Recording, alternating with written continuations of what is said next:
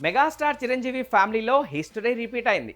అదృష్టం అంటే మెగా ఫ్యామిలీదే అనిపించేలా 3 దశాబ్దాల కిందట చిరంజీవి జీవితంలో జరిగిన అద్భుతమైన ఘట్టం ఇప్పుడు గ్లోబల్ స్టార్ రామ్ చరణ్ విషయంలోనూ అదే క్రమంలో రిపీట్ కావడం విశేషం. Mega power star Ram Charan, ఉపాసన దంపతులు ఇటీవల కవల పిల్లలకు జన్మనివ్వడంతో మెగా అభిమానుల ఆనందానికి అవధుల్లేవు. అయితే ఈ పిల్లల పుట్టుక వెనుక ఉన్న ఒక వింతైన క్రమం ఇప్పుడు అందరినీ ఆశ్చర్యానికి గురి చేస్తోంది.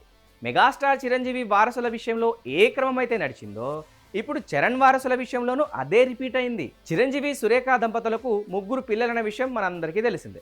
మొదట పుట్టింది అమ్మాయి, ఆ తర్వాత పుట్టింది అబ్బాయి, ఇక చివరగా పుట్టింది మళ్ళీ అమ్మాయి. అంటే చిరంజీవికి మొదట పాప, ఆ తర్వాత బాబు, ఆ తర్వాత పాప.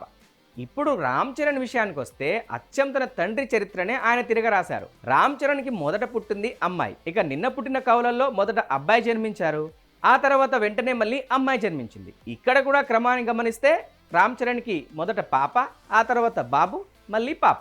సాధారణంగా ఇలాంటి యాదృచ్ఛికాలు చాలా అరుదుగా జరుగుతూ ఉంటాయి. తండ్రికి ఎలాగైతే ఒక అబ్బాయి, 2 అమ్మాయిలు ఉన్నారో ఇప్పుడు కొడుక్కి కూడా సరిగ్గా అలాగే ఒక అబ్బాయి, 2 అమ్మాయిలు ఉండడం మెగా అభిమానులకు పెద్ద పండగ లాంటి వార్త అని చెప్పొచ్చు. చిరంజీవికి చరణ్ ఎలాగైతే ఏకైక వారసుడో ఇప్పుడు చరణ్కి కూడా అలాగే ఒకే అబ్బాయి వారసుడిగా వచ్చాడు. అటు సుష్మిత, శ్రీజ లాగే చరణ్కు కూడా 2 అమ్మాయిలు తోడయ్యారు.